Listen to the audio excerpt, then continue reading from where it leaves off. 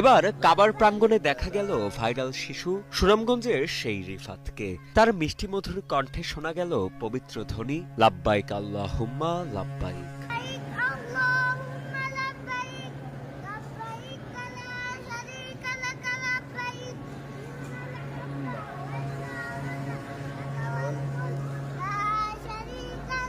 গত ৫ ডিসেম্বর পবিত্র ওমরাহ পালনে হজে যান। সামাজিক যোগাযোগ মাধ্যমে পাঙ্গাসকে জাতীয় মাছ বলে ভাইরাল হওয়া সুনামগঞ্জের ছোট্ট রিফাত।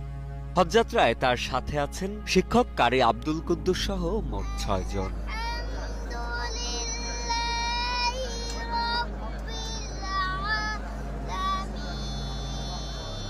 পবিত্র উমরাহ পালনের সময় ভাইরাল শিশু রিফাতকে দেখে উচ্ছ্বাসিত হতে দেখা যায় সৌদিতে বসবাসরত প্রবাসী বাংলাদেশিদেরও। সে সময় শিশু রিফাতকে কোলে তুলে আলিঙ্গন করতে ব্যস্ত হয়ে পড়েন অনেকে আবার ক্যামেরা বন্দী করে রাখেন ছোট্ট রিফাতের সঙ্গে সাক্ষাতের আনন্দঘন সেই মুহূর্ত। উল্লেখ্য, পাঙ্গাসকে জাতীয় মাছ বলে সামাজিক যোগাযোগ মাধ্যমে ভাইরাল হয় সুনামগঞ্জের শিশু রিফাত। আচ্ছা, বাংলাদেশ জাতীয় মাছের নাম কি?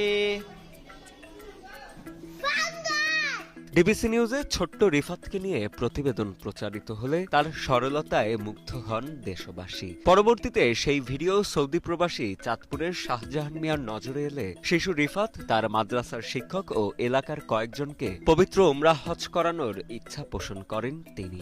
এরপর পাসপোর্ট ও যাবতীয় আনুষ্ঠানিকতা সম্পন্ন করে গত ৩রা ডিসেম্বর রাতে সৌদির উদ্দেশ্যে দেশ ছাড়েন শিশু রিফাত ও তার সফর সঙ্গীরা। সৌদিতে গিয়ে ৮ দিন পবিত্র মক্কায় অবস্থানের পর ১২ই ডিসেম্বর মদিনায় পৌঁছান তারা।